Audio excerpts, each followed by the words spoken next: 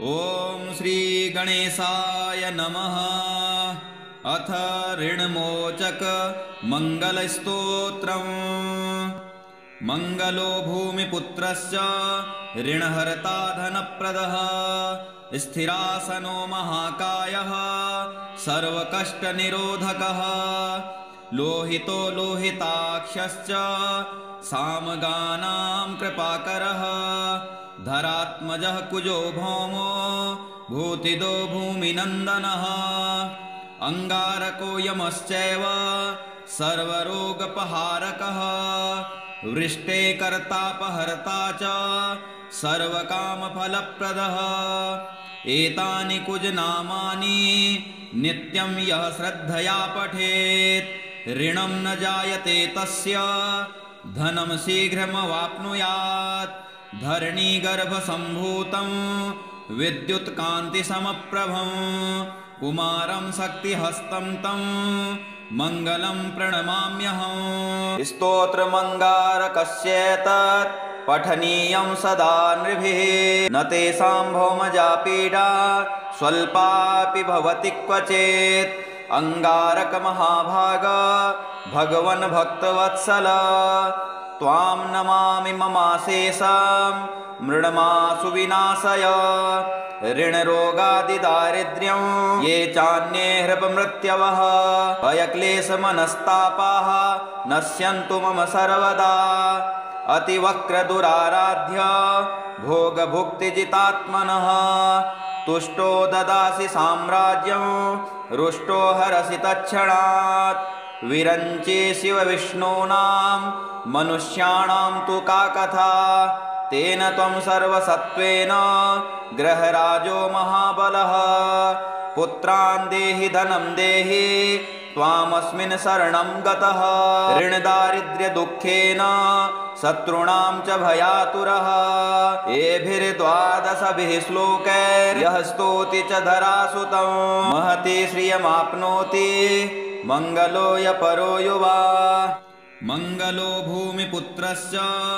ऋणहर्ता धनप्रदः स्थिरासनो महाकायः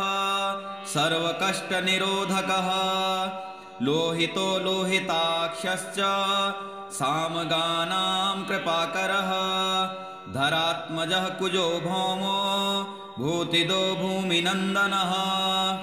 अंगारको यमश्चैव सर्वरोगपहारकः वृष्टे कर्तापहर्ता च सर्वकामफलप्रदः एतानि कुजनामानि नित्यं यः श्रद्धया पठेत् ऋणं न जायते तस्य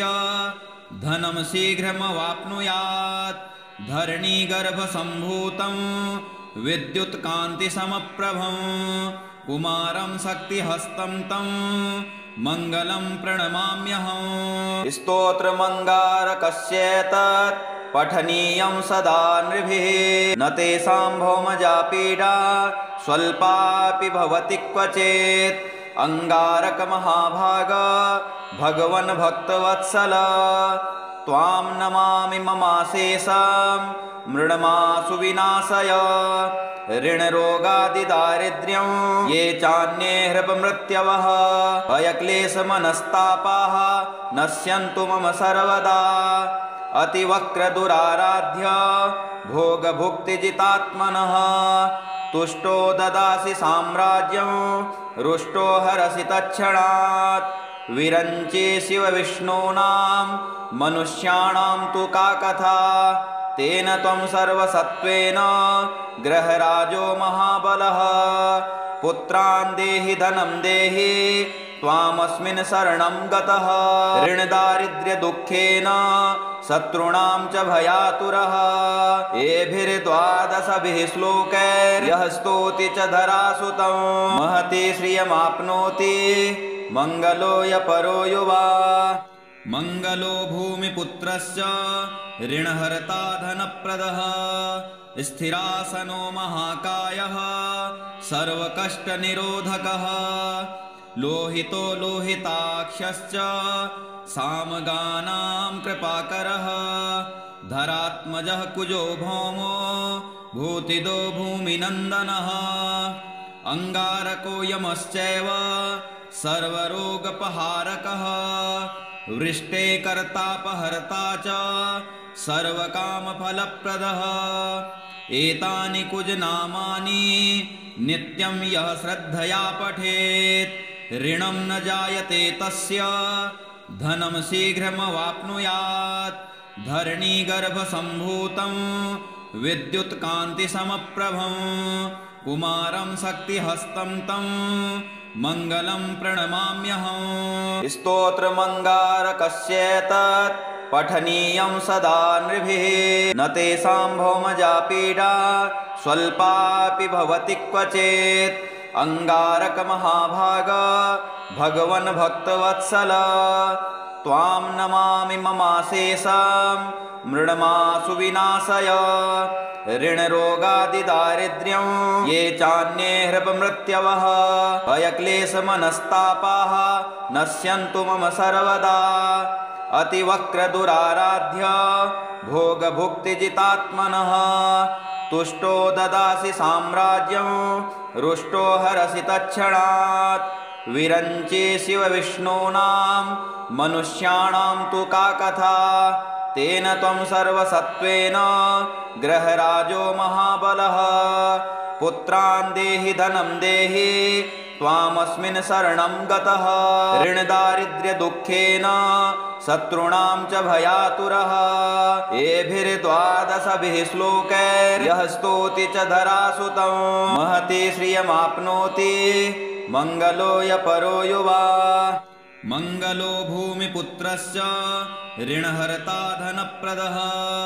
स्थिरासनो महाकायः सर्वकष्टनिरोधकः लोहितो लोहिताक्षश्च सामगानां कृपाकरः धरात्मजः कुजो भौमो भूतिदो भूमिनन्दनः अंगारको यमश्चैव सर्वरोगपहारकः वृष्टे कर्तापहर्ता च सर्वकामफलप्रदः एतानि कुजनामानि नित्यं यः श्रद्धया पठेत् ऋणं न जायते तस्य धनं शीघ्रमवाप्नुयात् धरणीगर्भसम्भूतं विद्युत्कान्तिसमप्रभं कुमारं शक्तिहस्तं तं मङ्गलं प्रणमाम्यहम्। स्तोत्रमङ्गारकस्येतत् पठनीयं सदा नृभिः न तेषां भौमजा पीडा स्वल्पापि भवति क्वचित् अंगारकमहाभाग भगवन् भक्तवत्सल त्वां नमामि ममाशेषं मृण्मासु विनाशय ऋणरोगादिदारिद्र्यं ये चान्ये हृपमृत्यवः भयक्लेशमनस्तापाः नश्यन्तु मम सर्वदा अतिवक्रदुराराध्य भोगभुक्तिजितात्मनः तुष्टो ददासि साम्राज्यं रुष्टो हरसि तत्क्षणात् विरञ्चे शिवविष्णूनां मनुष्याणां तु का कथा तेन त्वं सर्वसत्त्वेन ग्रहराजो महाबलः पुत्रान् देहि धनं देहि त्वामस्मिन् शरणं गतः ऋणदारिद्र्यदुःखेन